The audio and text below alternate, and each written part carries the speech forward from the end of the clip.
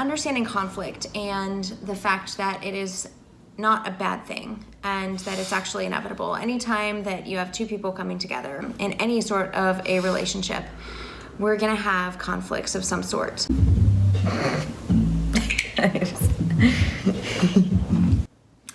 Hello and welcome. Aubrey Eicher here. Hi. Mr. Brian Tucker. What's up? And today we've got a juicy topic that we've been batting back and forth. Juice. And wanted to share it with you guys. 5 tips for healthy conflict resolution. It's back. Healthy conflict resolution. It is back. It's back. The heart. And new do, everybody. What do y'all think? Before she tries to act like it's not new. Check the new color. I like it. Yeah. I'm a fan. It looks good. Thank you. Mm-hmm. Neat. So, 5 tips for healthy conflict resolution. Revolution? Revolution. Yeah. Resolution. How to have good fights. Yes. Healthy. Good. Healthy well. fights. And this is something that I know I've had to learn throughout the years, that it's not a bad thing.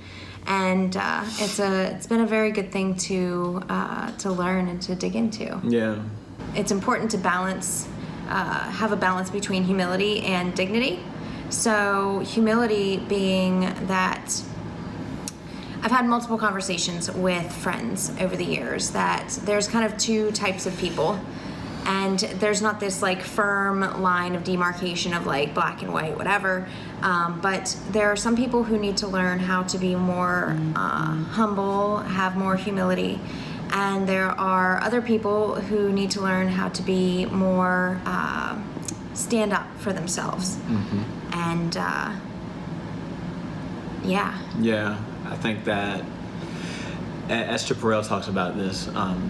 Like, generally, we all come out of our own experiences or our own upbringings with different experiences of our upbringings. So a lot of us, some of us, really need to learn how to stand up for ourselves and think more about ourselves, and some of us need to learn how to really stand in the shoes of other people. Mm-hmm. Some of us live more with the fear that we're going to be abandoned, and some of us live more with the fear that we're going to lose touch with our own sense of self. And then some of us are better at taking and receiving and need to learn to give and be more generous. And some of us are overgivers and overfunctioners who need to learn how to receive and learn how to take. So you often find those dynamics, or the dynamics of those experiences, playing out in how people approach conflict. Somebody wants to please, or somebody, wants to disappear themselves and just always prioritize the needs or ideas of the other person without standing up for what they feel is right. And one person wants to stomp the other person out, or to kind of overrule or dominate the conversation. So finding a balance between those 2 things can be really challenging. Yeah. And I think it's just a really good point to make, that it's not a bad thing. Like, anytime that you have 2 people coming together, like, we are all so different. And it's fascinating that we could actually find a mutual ground of, like sharing a house together, or, sharing a relationship together. Because even if you have like really common interests with like friends, family, and your significant other, like, there are still going to be things that are different, opposing views on quite possibly very important things in your lives. Mm-hmm. And so embracing that friction is vital. Yeah. And a really cool learning experience too, because you get to really, as Brian was saying, like step into somebody else's shoes and understand a different perspective that exists. Yeah. And it's fascinating to me. Yeah. And a lot of us come from environments where we didn't get to see, some of us did, but many of us did not get to see what healthy conflict resolution looked like, or we didn't see people fight fairly or fight well. We have experienced abuse in our own lives, whether it's physical, some of us, or verbal or emotional or spiritual abuse. And we can see what different abuses look like. What does bad conflict resolution look like? What does it lead to? and a lot of the abuse in communication is not always overt. Some of it's very covert. Passive aggressiveness is a big one. This is very, very toxic and very hurtful when somebody is communicating without actually communicating. They're pretending to communicate, but they're not really communicating. Yeah. But they think it's effective, but it's not. If you're trying to say something, why not say it clearly and directly instead of speaking around it in circles? Pretending not to be hostile when you are in fact being hostile. These things can really damage the emotional safety of a connection, and can really, really hurt and cause deep, deep trauma. That's hard to resolve, and that lasts for many, many years in a person. It's very true, and it's difficult to respond to those kinds of things. So it's just not effective when you're saying that, okay, we have a conflict and we want to resolve it.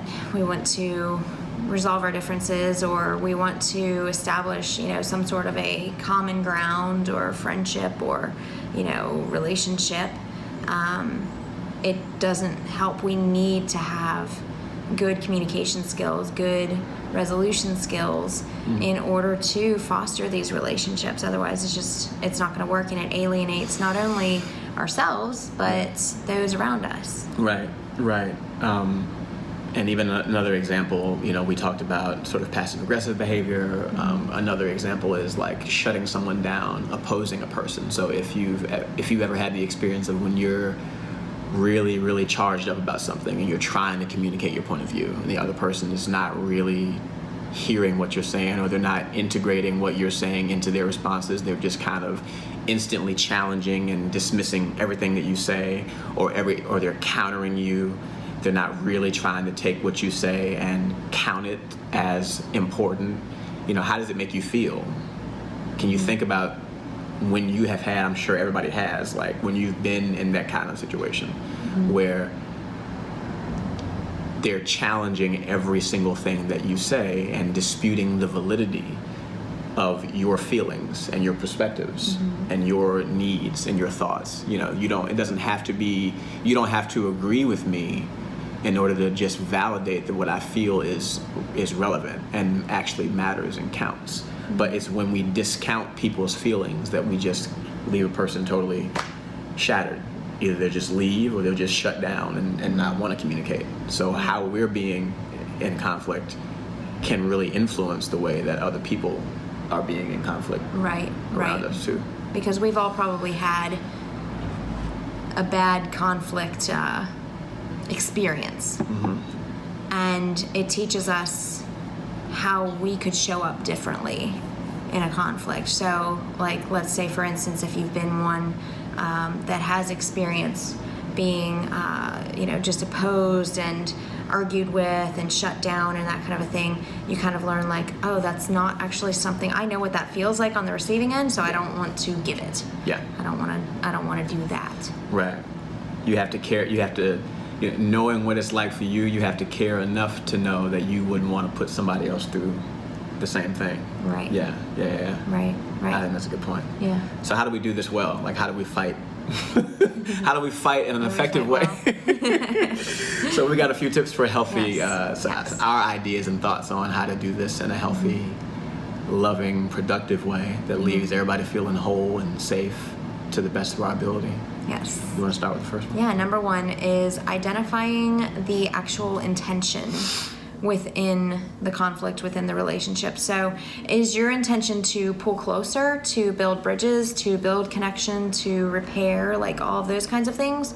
Or is it to pull apart, to separate, to fight, to isolate, those kinds of things? Like, what is the actual end goal of the, we'll call this conflict the conversation?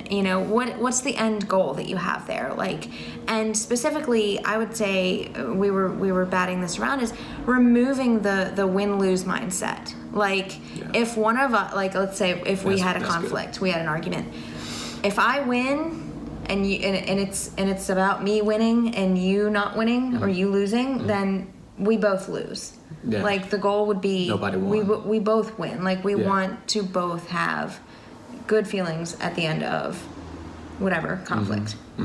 Yeah, if you're feeling like you got some big victory over me, and I'm feeling small and insignificant, but we're in a relationship together, did you really win?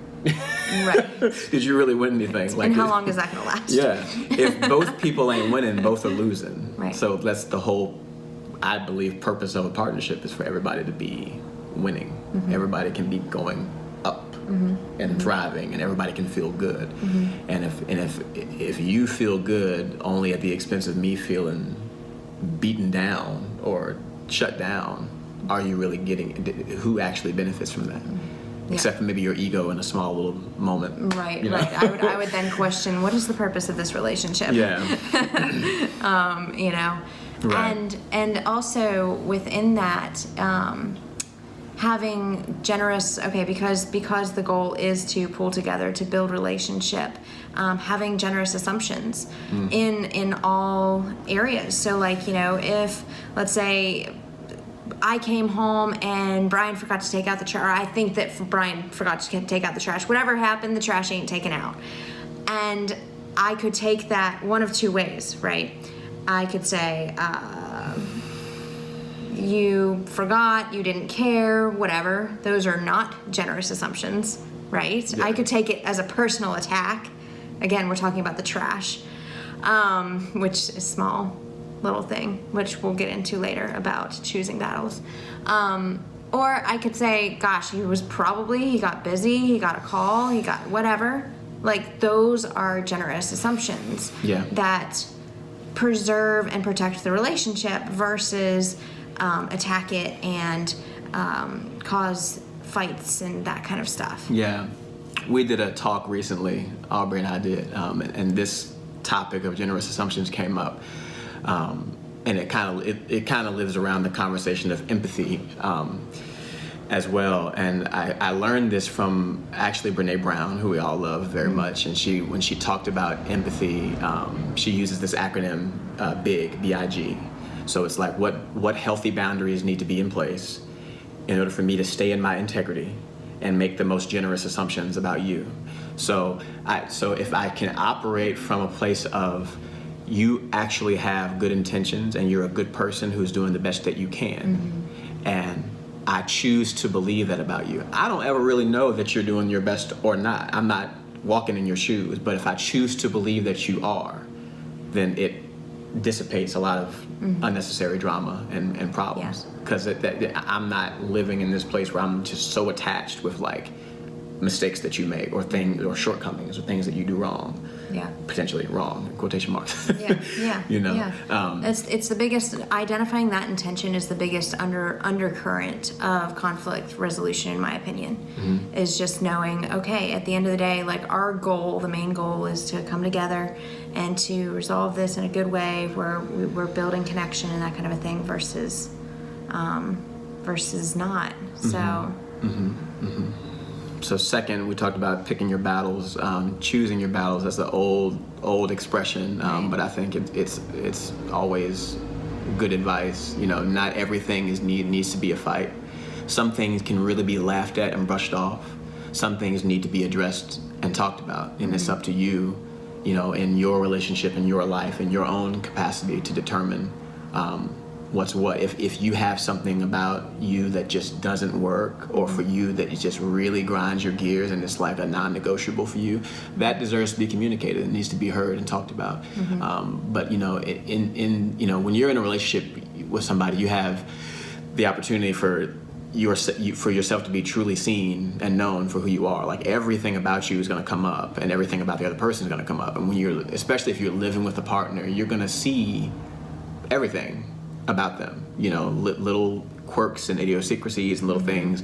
And if every little small thing just drives you up a wall, you know, you're really you're really setting yourself up for like just a daily downward spiral of just craziness. Like, some things just don't need to be fussed about and argued about. Right. Some things really don't. Yeah. You know? I would say, I'm making sure that you know what is most important to you in terms of, you know, hey, should I say something about this or not? Is that really something that's important to me? Or can I just let that go and continue on about my day because life is too short and there's other things to be done, kind of thing. But then also, making sure that you're not just being entirely like a martyr or self-sacrificing, that you're not, that you're just a doormat and saying like, oh well, I just don't want to cause a fuss. No, I mean, like, stand up for the things that are important to you, that matter, but make sure that they are the ones that matter. So, and another really important thing with that too is timing.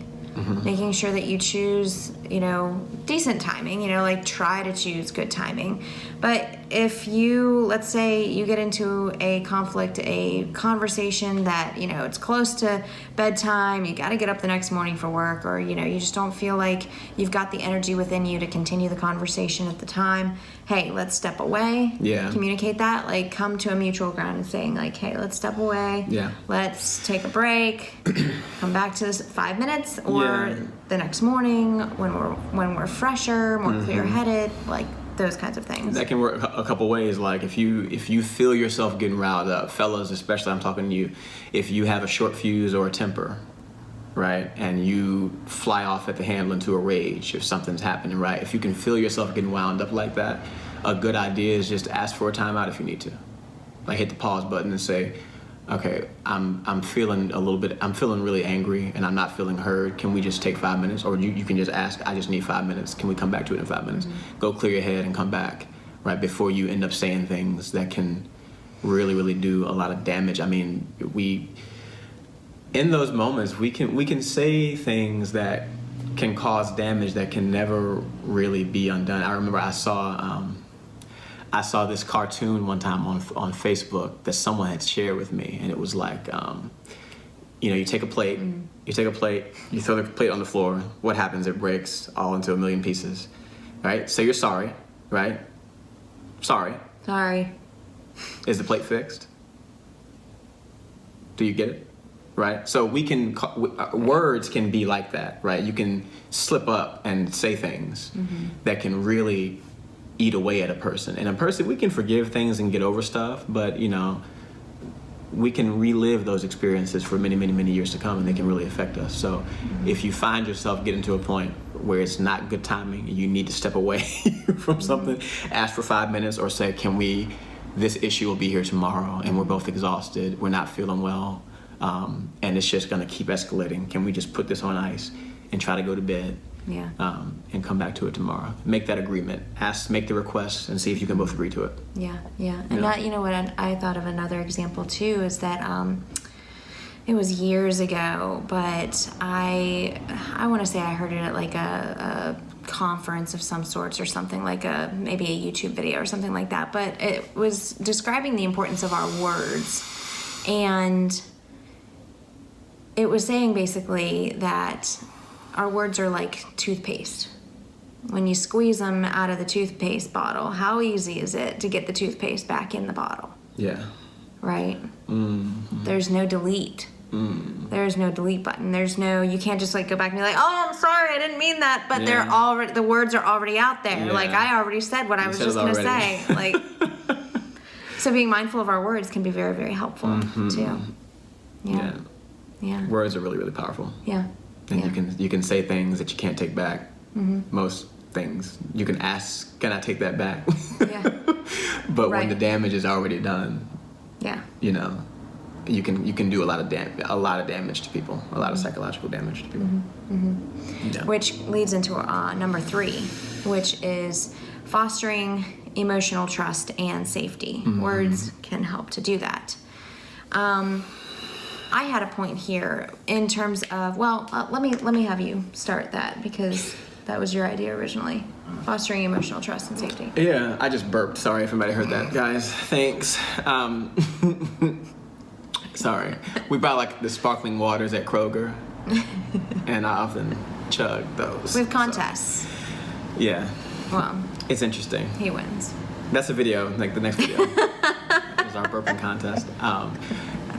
Yeah, but the emotional safety of the connection. If a person always feels like every time they come to you, they get their head chopped off, or they, you always respond defensively and harshly, and they never feel like they can say what they need to say without you taking it so personally.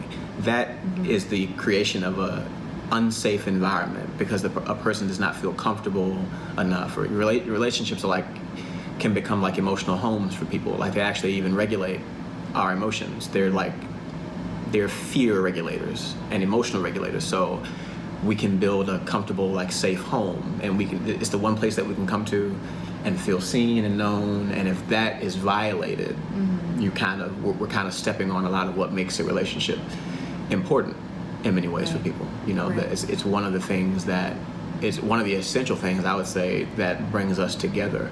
And if I feel like I'm violated every single time I say something, or if it's not safe to be vulnerable with you because every time I do, you go and tell somebody else what I said, or use it against me, manipulatively, right, to drag me down. Like, that is not a safe. That's a very hostile environment, and that can, again, be very damaging for a person and make them shut down and not want to communicate at all. Exactly. Yeah, it's totally separating and doesn't allow it. When it becomes an unsafe environment, it's like, why would we connect again? If you know that that's going to happen.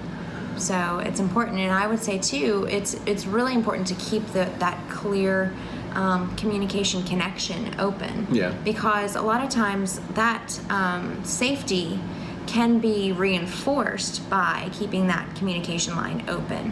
And it could feel like it's threatened if it's not open, if that makes sense, right? So, like, if there's not at least some sort of a consistent communication pattern of, hey, I can come to you with whatever, or hey, I had a hard day, yada yada, then it can begin to feel unsafe. Particularly, this kind of goes more into like where the person's coming from and what their life experiences have been growing up, all that kind of stuff, what their relationships have been like. So I think it's very important to keep the communication connection open, well-oiled and greased, and happy. One way to do that, coming into our next point, so if you feel charged up, when something is happening, or they said something that hurt you, or they did something that's bothering you, be super direct, clear, clean, complete. Like, being passive aggressive is hostile and abusive and not fair. It's not productive. So if you have something to say, be direct and speak clearly to the issue, and do the best that you can to only deal with that issue. It's not helpful to bring up something that happened 2 years ago if that has nothing to do with this. Right. Even if what happened 2 years ago is something that is similar, or even like it made you feel a similar way that you're feeling now, so you're trying to bring that back up. And try to stick with what's currently happening, because it's not, if somebody always feels like you're continuing to hold things over their head that's really, really old, you're holding them hostage to their past in a way. Also unsafe, also not fair, right. I think, to a person. So be clear and clean in your language, and deal with the current issue that's at hand.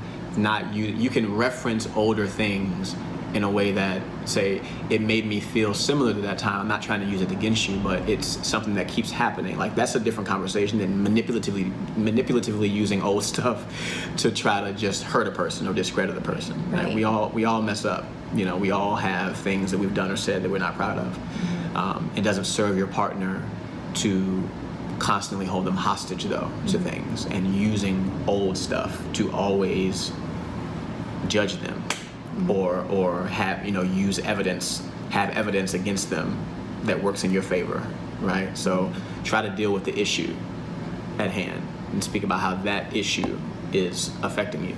Yeah, and I would do my best not to stack cards against a person. To say, like, well, I'm keeping tabs, I've got this and this and this and this and this. Like, if you're doing that, let's go back to number one and say, what is the intention here? Yeah.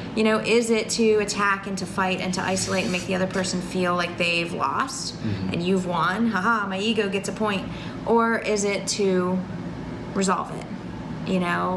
And yeah. I like that. Address that. Yeah. And then number 5 leads right into it, is addressing the actual behavior and not attacking the person. Yeah. So saying not saying, well, you always do this. You're always doing this. You've done it X, Y, Z amount of times. And this goes back to having those generous assumptions and empathy. Like, not saying you always do this, or this, because you do this, this makes you that type of person.